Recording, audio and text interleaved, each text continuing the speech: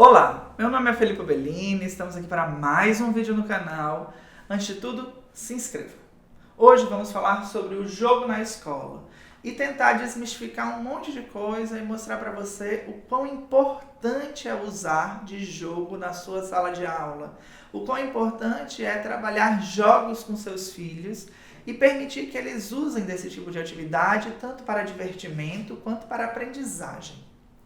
Esse vídeo busca responder muitas das críticas ao jogo em sala de aula, visto por muita gente que não conhece, não estuda, não ensina e não compreende, como uma ferramenta para passar tempo, quando ele é um dos objetos de ensino-aprendizagem que mais influenciam na compreensão do estudante.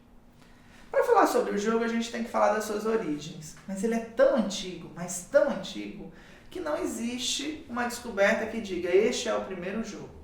O que se sabe é que lá nas civilizações antigas ele já existia e funcionava como ferramenta para ensinar crianças, adolescentes e adultos. Hoje, a gente sabe que na antiguidade, na Grécia, na Roma, em outras comunidades como o Egito, o jogo já era estudado como ferramenta de ensino.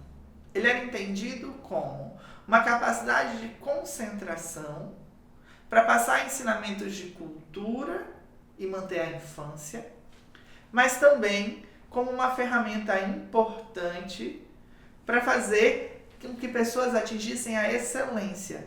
Vide as Olimpíadas.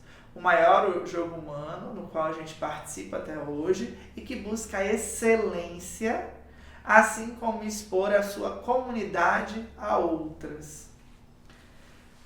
E era visto o jogo como isso, e começou a se pesquisar naquela época, mas isso foi brecado. Com a ascensão do cristianismo, ainda em Roma, passou-se a perseguir-se os jogos porque diziam que eles eram advício, né? Então, quem jogava se viciava, quem jogava estava no mundo e por isso ele não podia pertencer e se buscava então uma educação chamada educação disciplinadora. Essa educação disciplinadora era procurada e passou então a ocupar os espaços onde se entendia e se buscava a memorização e a obediência. Entendia-se que um fenômeno que mostrava a aprendizagem era justamente a capacidade da pessoa lhe obedecer. Hoje, com o surgimento do Renascimento e com o desenvolvimento, vê-se o jogo na escola com muitos bons olhos. Isso porque entende-se que o obedecer é sim importante, nada contra, ninguém está falando contra, mas que existem características que mostram que a aprendizagem vai além da obediência. Trazendo para a educação contemporânea, dois objetivos importantíssimos e que mudam a história do ensino-aprendizagem. A busca por participação do aluno, da comunidade para a aprendizagem e protagonismo do estudante para que ele exponha o que realmente está aprendendo na prática. O jogo proporciona, então, uma condição de educação contemporânea, onde ver a criança fazendo, ver a criança conseguindo com seus pares ou sozinha, mostra e atesta que ela sabe algo muito mais do que ela está sentada ouvindo e repetindo regras. A gente vê, então, que o jogo tomou muito espaço. E isso aconteceu a partir de uma pessoa chamada Froebel. O Froebel, ele vai dizer pra gente, ele é o responsável pela criação dos jardins de infância, e ele vai dizer pra gente que o uso dos jogos e o brincar na educação infantil são características e funções importantes, trazendo então o jogo como um objeto de ensino-aprendizagem que deve ser usado na escola. Froebel inclusive diz que o brincar não supervisionado também é um fenômeno de aprendizagem, onde a negociação, o debate são estimulados e a criança passa a utilizar do diferente leques para situações sociais, assim como os conteúdos disciplinadores que ela já aprendeu na escola. Veja só então, o jogo para Froebel é uma característica importante porque ele consegue fazer com que a criança esteja no espaço de aprendizagem querendo estar estimulada para fazer acontecer. O jogo, ou o incus, como se diz, ele é sinônimo de diversão, ele é sinônimo de divertimento. Ele é assim, uma distração, um passatempo.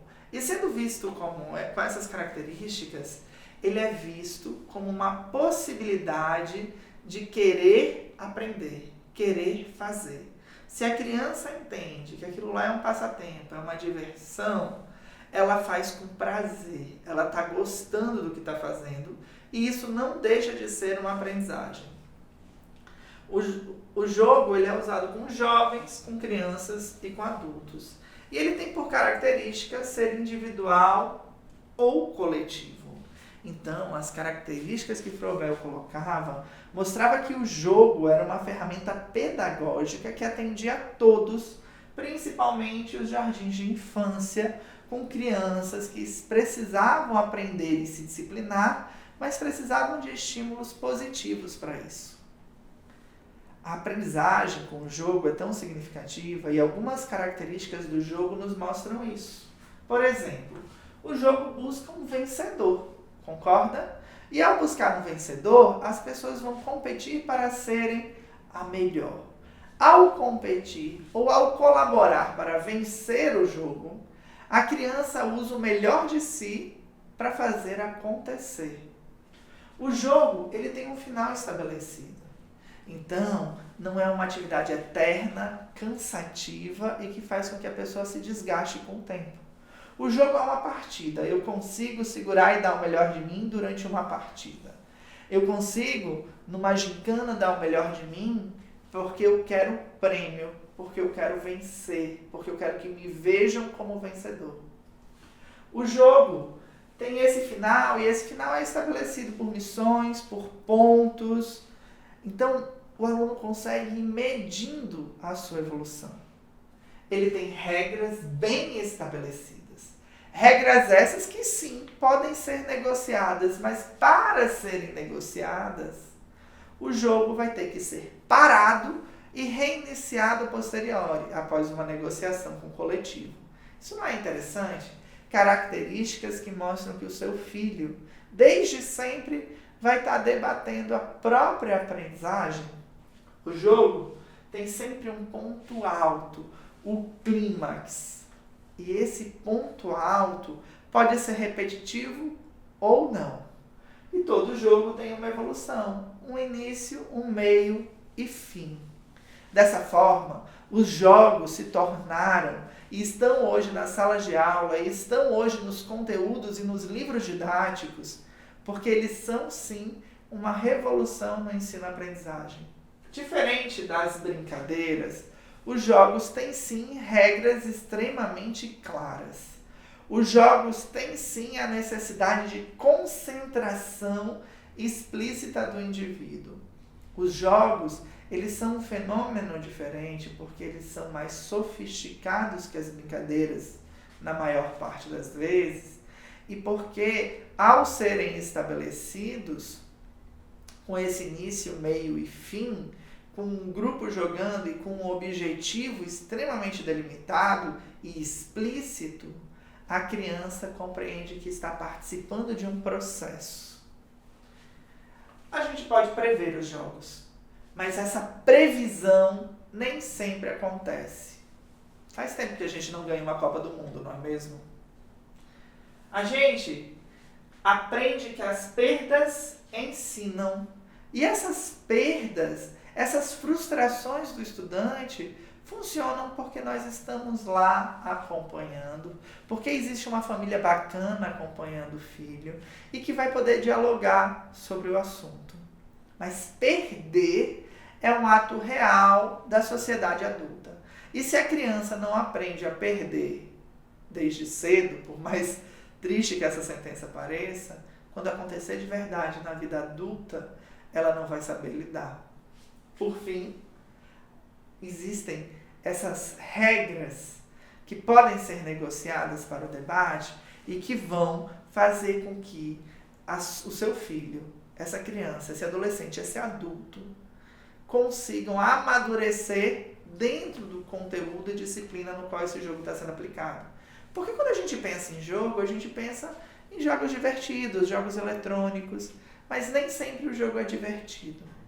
E nem sempre o jogo é simplesmente um divertimento.